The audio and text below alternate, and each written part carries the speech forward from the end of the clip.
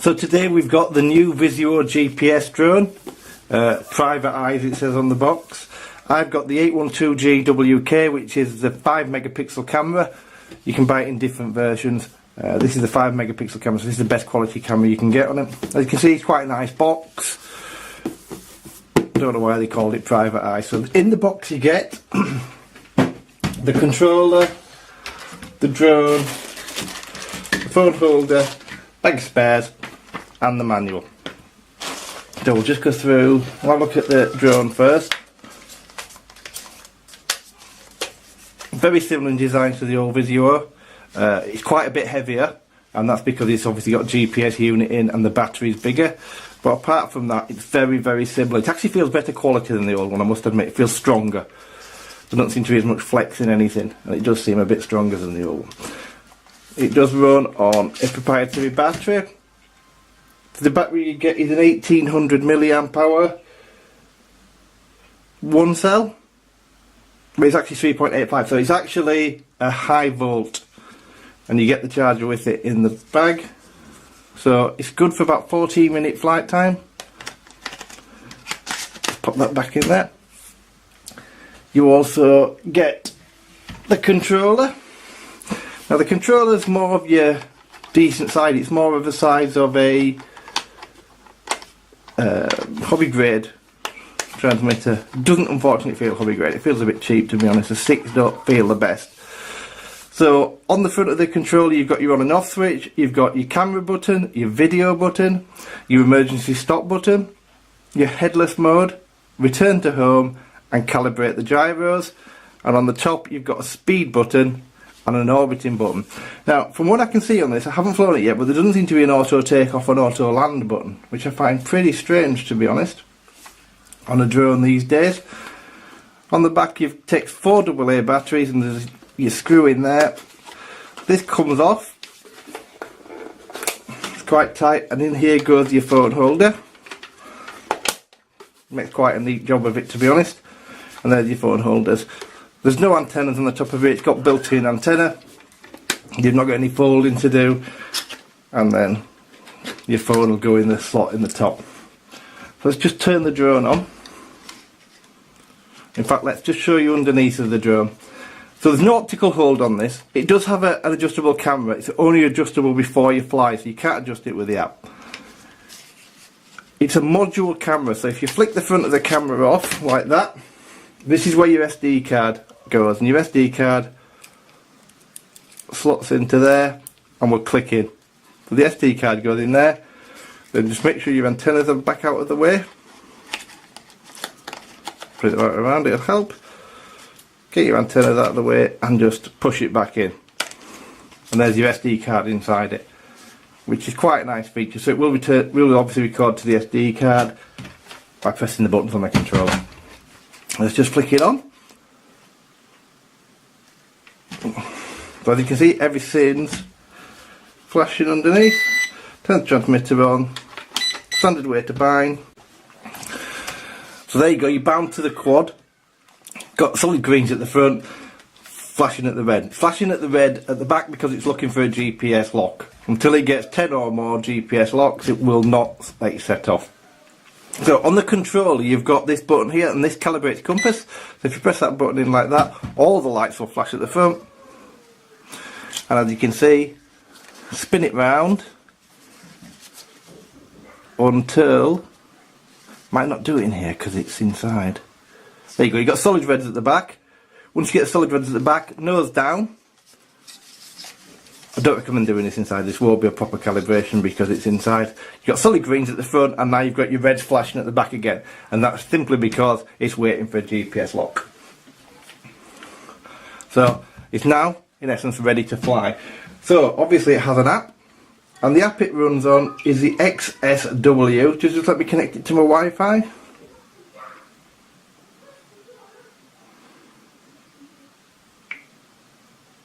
And the Wi-Fi is the 1080p GPS.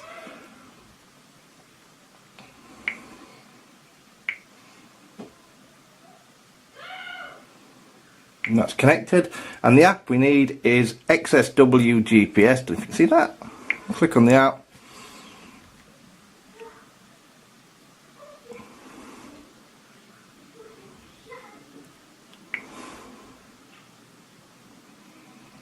and the app didn't work. Let's try it again.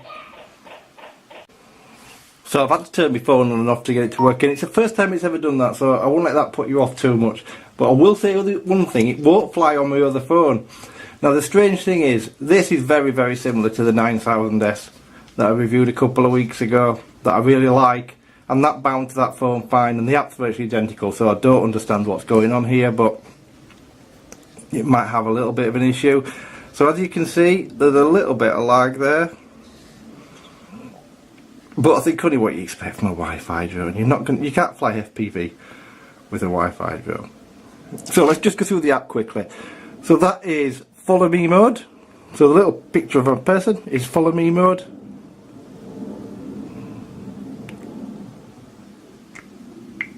And it won't actually connect to that yet because I've not got enough signal. It might come on. I sometimes can get the signal in here. This is your waypoint mode. I've no map obviously, but your waypoints are here. You draw, you put your points in, it won't work because I've got the map, and then you upload it and off you go and fly. Return to home. Picture mode. And then in your settings you have to adjust the height of your waypoints and the speed of your waypoints. Now the only thing is, I can guarantee these will not stay. You'll have to do this every time you want to fly, unfortunately. Your map, you choose aircraft display on map center and map coordinates auto calibrated. In China you don't do that obviously, and I didn't have a map bit selected, so if I go to standard, I should put the map on my screen, but it still may not load because I've no GPS in here at all.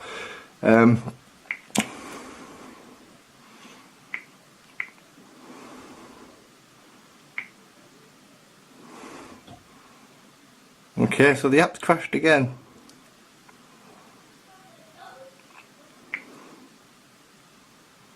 Okay, just let me go and reboot my phone again. I'll be back in a second.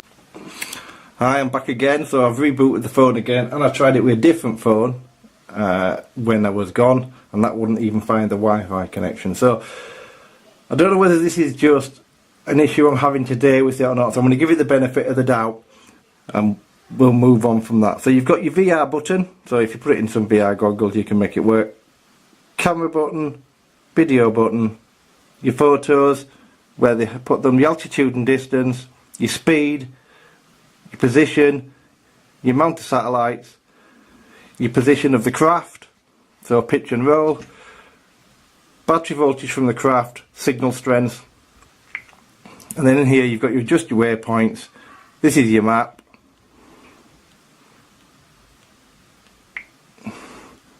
and then others you've got quality of transmission, so you can select 480 or 720. Now that is what's coming back to here. So if you've got a lot of lag, knock it into 480. If you haven't, you can use a 720. It was on 720 when we originally put it on, but like I said, it keeps reverting back, so I've restarted it up again. Calibrate accelerometer and calibrate your magnometer. So that's basically the app. As you can see, I've now got a 720 feed, but I had a 720 feed when I showed it you last time, so I'm a little bit disturbed, I must admit, about the fact that is worrying, that if it's going to disconnect in the air. But of course you can still control it with your transmitter, and it has got return to home, so everything should be good. And it might just be my phone that's playing, this one's playing up today, I don't know, so I'm still going to give it the benefit of the doubt. So you also get a bag of spares, and in here you get a full set of props. And you get a set of prop guards, and the prop guards are quite neat. So the prop guards, this bit, you flick this bit out and you push it in there. Now prop guards on a folding drone always amaze me a little bit, because the drone folds up, so why would you want to put prop guards on it? But they're good for a beginner. And this is your charging cable. So it's a USB charging cable, and your battery charged by USB. So all in all, the drone feels nice, but it does feel very similar to the S9000S that I did. Now if it flies like that, I'll be more than happy, because I loved that drone. I thought that was a really nice drone. The camera was about comparable with the others that you get for that, but it was a really nice drone. You see it's got two red LEDs in the front. We're still flashing obviously because I've got no GPS.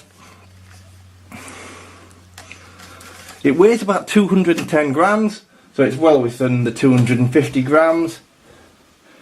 And the transmitter, the other buttons on here, you've got are your trim buttons. So the transmitter doesn't feel too bad in your hand, but what I would say is the sticks don't feel great. So to calibrate the gyro, both sticks in, I don't know if you can see them flashing there.